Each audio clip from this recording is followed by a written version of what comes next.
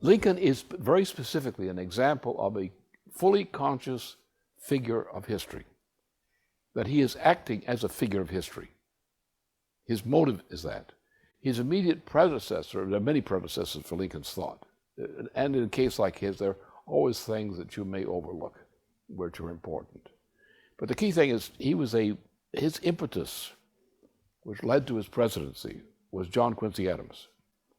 The policy was, we have a Canadian border, we have a Mexican border, we have an Atlantic Ocean, we have a Pacific Ocean.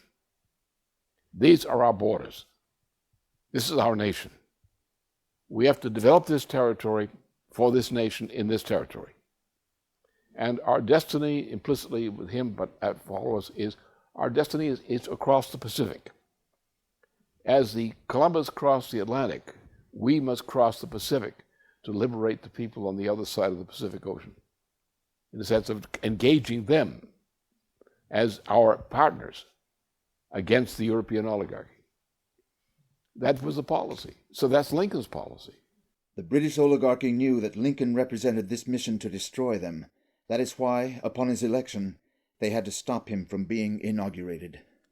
Now, when the carriage itself that was supposed to be carrying Lincoln passed through Baltimore, there was an enormous riot planned that was supposed to go off, trigger a certain amount of chaos, and there were planted assassins in the crowd who were going to stab Lincoln to death. Of course, when the stagecoach rolled through, the riot began, but Lincoln was not in the stage. Lincoln was already in Washington, D.C. I hold that in contemplation of universal law and of the Constitution, the union of these states is perpetual. Perpetuity is implied, if not expressed, in the fundamental law of all national governments. It is safe to assert that no government proper ever had a provision in its organic law for its own termination. Descending from these general principles, we find the proposition that in legal contemplation, the Union is perpetual, confirmed by the history of the Union itself. The Union is much older than the Constitution. It was formed, in fact, by the Articles of Association in 1774. It was matured and continued by the Declaration of Independence in 1776. It was further matured, and the faith of all the then 13 states expressly plighted and engaged that it should be perpetual by the Articles of Confederation in 1778. And finally, in 1787, one of the declared objects for ordaining and establishing the Constitution was to form a more perfect union. But if destruction of the Union, by one or by part only, of the states be lawfully possible, the Union is less perfect than before the Constitution, having lost the vital element of perpetuity.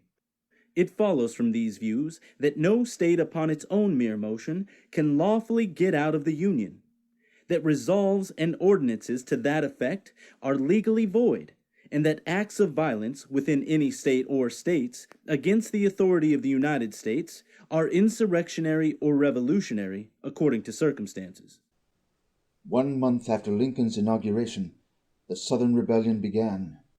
The Confederate Army received huge support from Palmerston's British Empire throughout the war.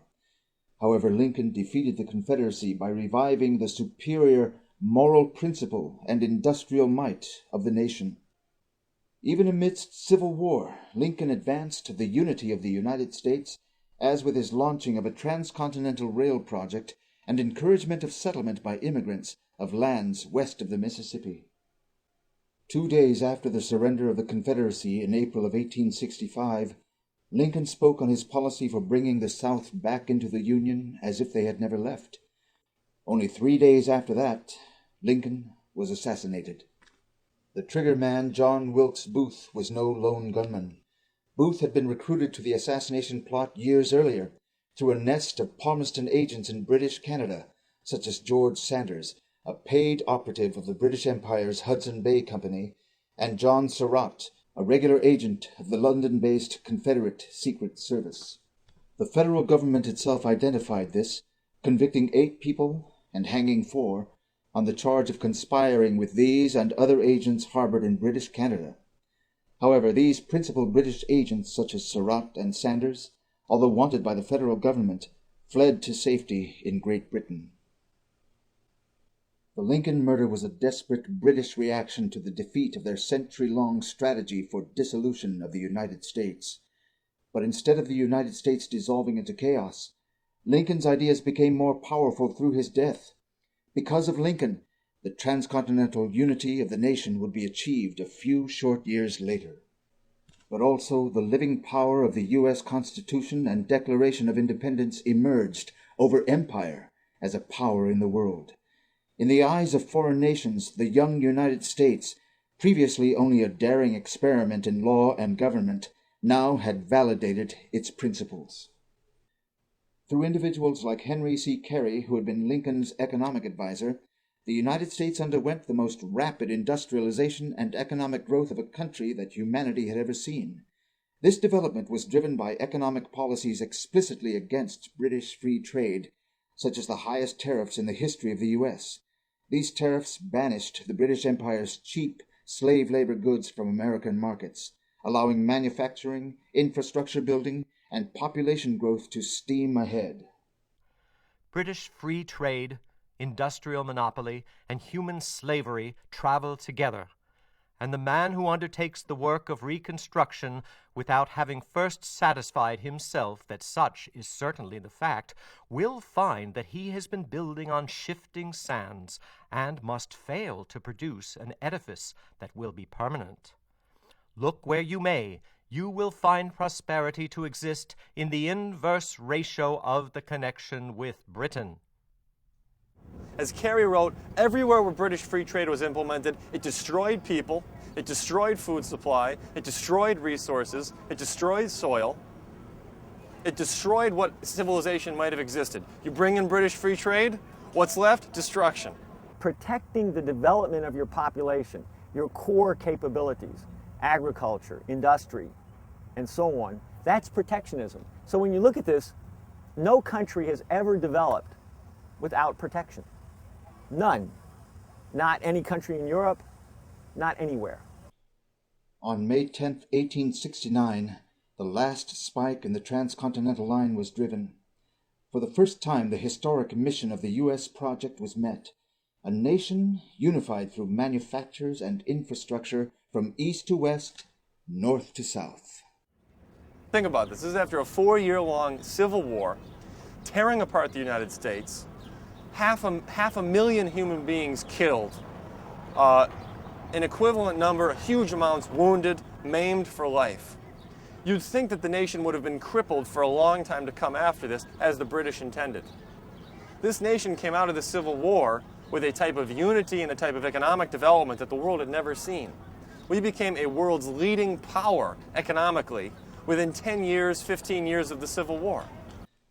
In 1876, Henry Carey organized the U.S. Centennial Celebration, inviting the world to see how Republican principles had transformed the youngest nation on earth into the most prosperous. 9 million visitors attended, including official foreign delegations composed of scientists, engineers, economists, and industrialists. What these observers saw was the opening of an incredibly vast new field of human potential, such as had never existed in the world before that point. Amidst the awesome array of drill presses, saws, printers, water pumps, and more, sat Henry Carey's literature stand of books and pamphlets, educating visitors on the virtues of the American system of economics. The American system of economics values the creative powers of the human individual far above any other form of material wealth. Further, it recognizes these creative powers as the very source of that material wealth. While the British Empire fights for control of the so-called natural resources of the environment, the American system's power comes simply by the recognition that the nature of the human species was to be the one living creature on the planet which had no natural resources outside of its members' own sovereign ability to create them.